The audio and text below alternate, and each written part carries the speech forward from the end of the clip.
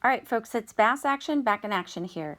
In this video, we are going to learn about the complex plane. And the complex plane is the coordinate grid that allows us to graph complex numbers that up until now we have not graphed. We've just said that we can't graph them, we can't plot them. We are going to plot them in their own imaginary plane. I'm also going to go through in this video how complex numbers appear in a rectangular form and how they look in our polar form. And that connection is going to be significant for us in order to use our next video, the de Moivre's theorem. So let's jump in here at the top, and this is going to have a lot of review material, so you'll need to pause to write this down because I already pre-filled out a lot of this stuff that is review. All right. A complex number. A complex number comes in the form x plus yi. We're going to call our complex numbers z. So we're going to refer to them as z. This x plus yi, when you were in algebra, if this piece right here, the real number, was 0, if this was gone, and we only had this, we said that it was a pure imaginary number.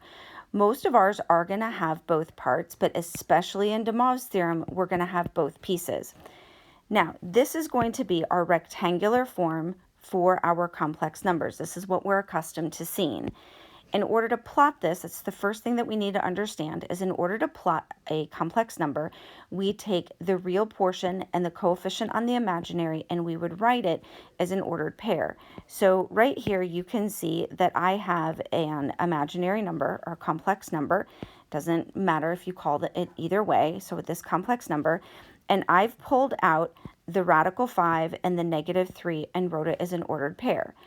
Now I can convert that radical 5 to a decimal and get this nice ordered pair. And when I plot it, I get this point. The way that I knew to plot it that way is because the x-axis plots our real numbers and the y-axis will plot the imaginary.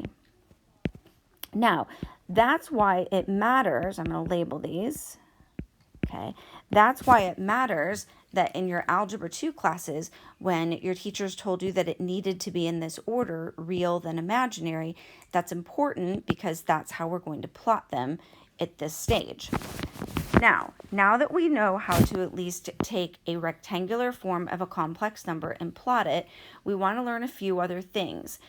There's also a vocabulary word that we're going to have called the magnitude, okay? The magnitude of z, remember that's a complex number, is expressed as the absolute value of z, and then we have the square root of x squared plus y squared. That number, that square root of x squared plus y squared, I want that to jump out to you as the distance formula. Now, this absolute value, this notation, is why it's called the absolute value of z, and the distance always has to be positive, which is why we can call it an absolute value. Absolute value is always positive, distance is always positive. Then we're going to look at this conjugate of z, and that's going to be of a complex number, and that's going to be denoted z with a bar over the top, and it's red z bar. Now, if we multiply the complex number by its conjugate, that square root disappears and we get just x squared plus y squared. And I have that little proof right here, okay? Z times z bar. Z is just a complex number, x plus yi. That's from right here, over here. Then its conjugate, remember from Algebra 2, you only change the sign of the imaginary portion. And then I just FOILed this, x squared, then an xyi, then I have my negative xyi, and then a negative y squared I squared. And then, of course, I squared is negative 1.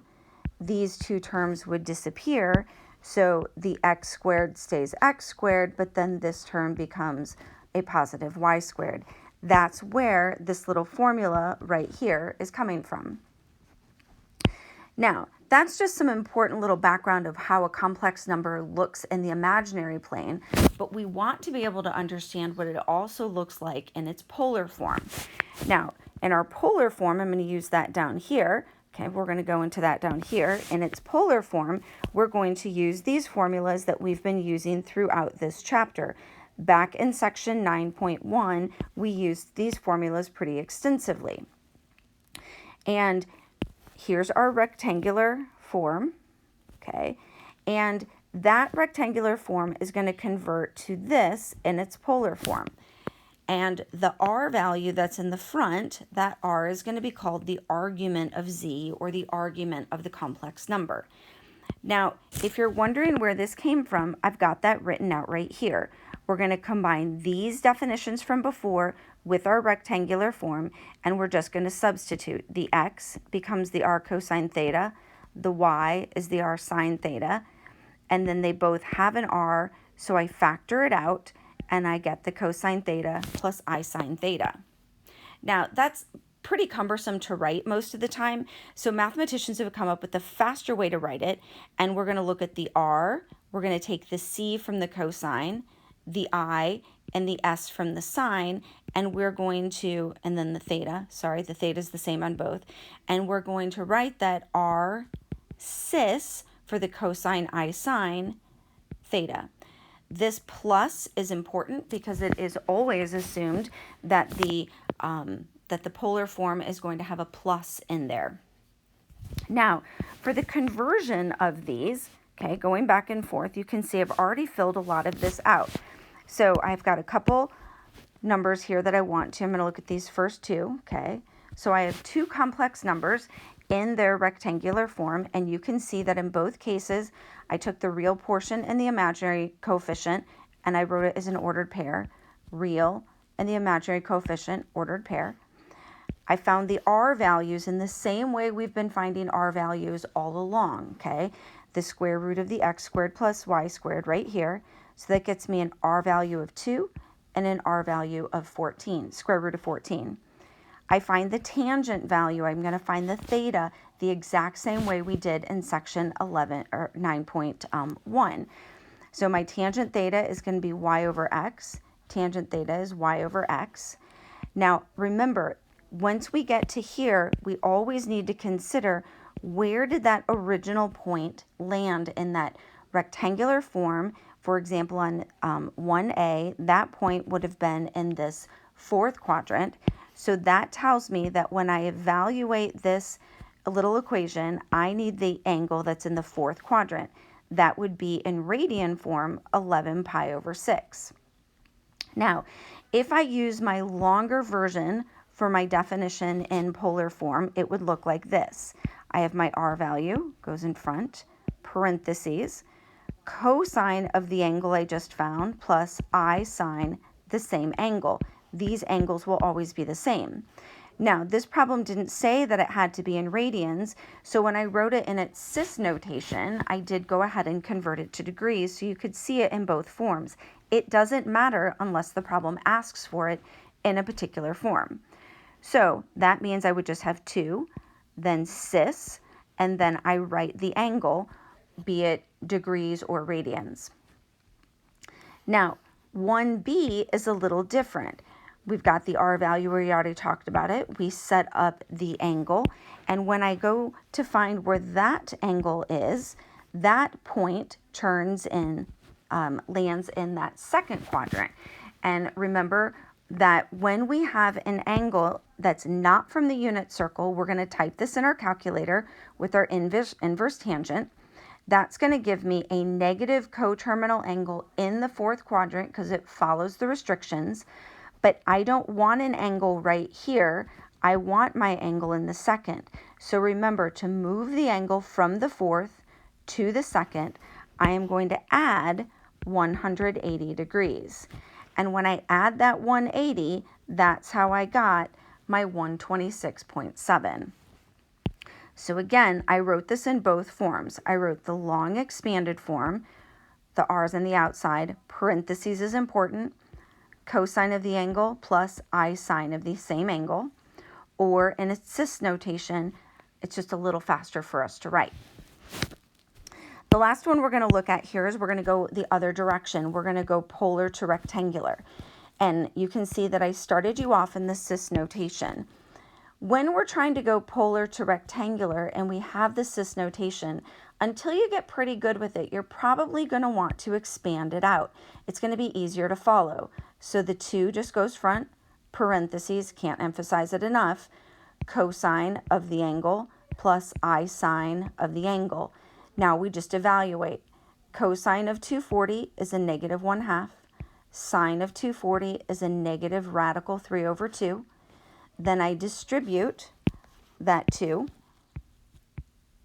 And when I distribute that 2 and I clean it all up, this becomes my complex number in its rectangular form. Okay, so that's moving back and forth on that. The last one that we're going to look at is how to multiply complex numbers. So multiplying in their complex form isn't so bad, but dividing in their complex form can get pretty complicated. In their rectangular form can get pretty messy. And also, when we use our de Moivre's theorem, we're going to want to understand these formulas. So I've got two formulas here, and I wrote them in terms of cis notation because they're actually just a lot easier to understand in cis notation. Okay, so what we're going to do is I'm also going to take the complex numbers that I've given you here, and we're going to rewrite those in cis notation. So this would be 5 cis 110. And this complex number here is 4, sorry, my pen got a little weird there, 4 cis 70. So if I want to multiply two complex numbers, I'm going to take their two R values, 5 and 4 in this case, and I'm going to multiply them. And then I'm going to take their two theta values, and I'm going to add them. So in its polar form, this product is simply 20 cis 180. This is going to be the polar form.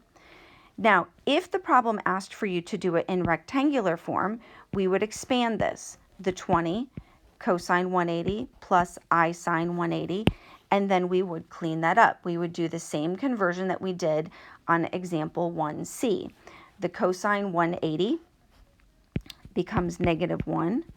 The sine of 180 is 0. So when I clean this all up, my rectangular form for this complex number is just a negative 20. I've got one more here. We're going to look at division. And on our division, we're going to now divide the two R values, so the 5/4 cis, and then we're going to subtract the theta values. So in its polar form, the division of these two complex numbers is 5/4 cis 40.